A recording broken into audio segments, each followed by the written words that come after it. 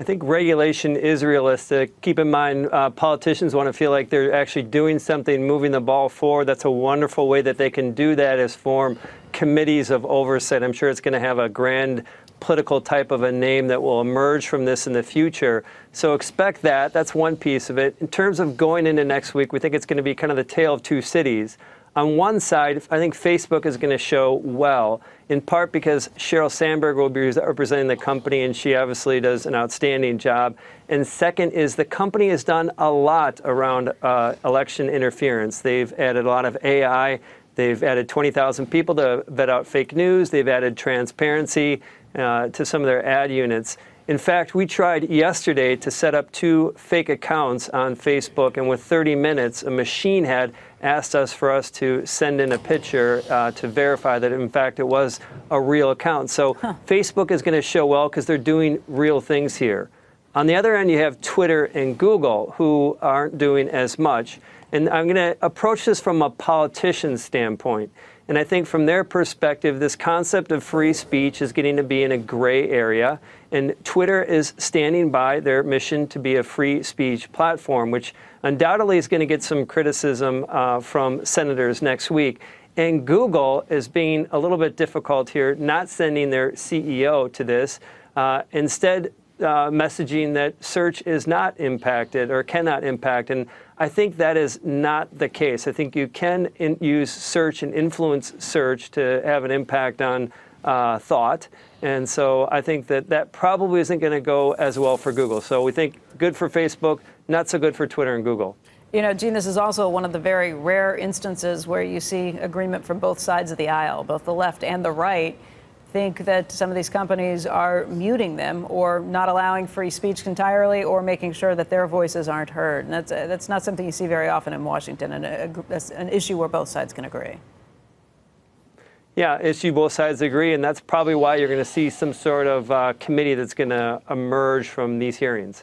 Already, to your point about Google not sending the CEO, Sundar Pichai, Senator Mark Warner has said he thinks that's a mistake.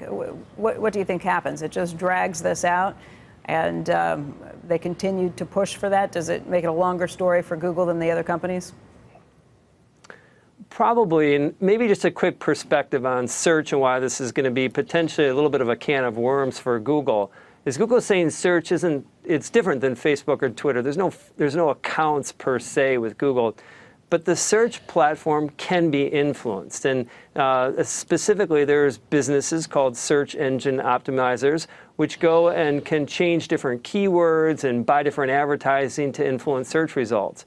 So I think that concept, their approach right now of saying that search simply isn't something that can influence an election, I think that is understandably going to come under some heat. And I think it's best for Google to send their top people and to just be very clear that you can use search to influence thought.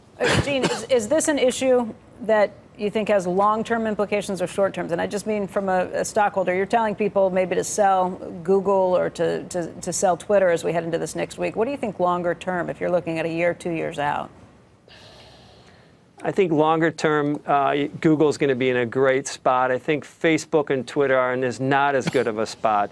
In terms of Google, it's the oxygen of the internet. We really can't live without it. And I think that even though it has issues and some challenges around the items we were just talking about, in general, I think that they do a good job of trying to keep a middle ground. And so I think Google, not only around search, but on some of the other things that they're doing, autonomous cars, things like that, it's a great opportunity. Facebook and Twitter, I have fundamental challenges. Now, I'm old, I'm 47, so it's a little bit beyond what I would spend my time on a day-to-day basis, but I think that they fundamentally just don't do a lot of good for the world. And I think if you look at Facebook's F8 conference and some of the announcements that they made around building community, whether it's dating or groups, that is an indication that Facebook also recognizes that people don't feel as good. It's a long narrative around what good does Facebook actually bring to the world.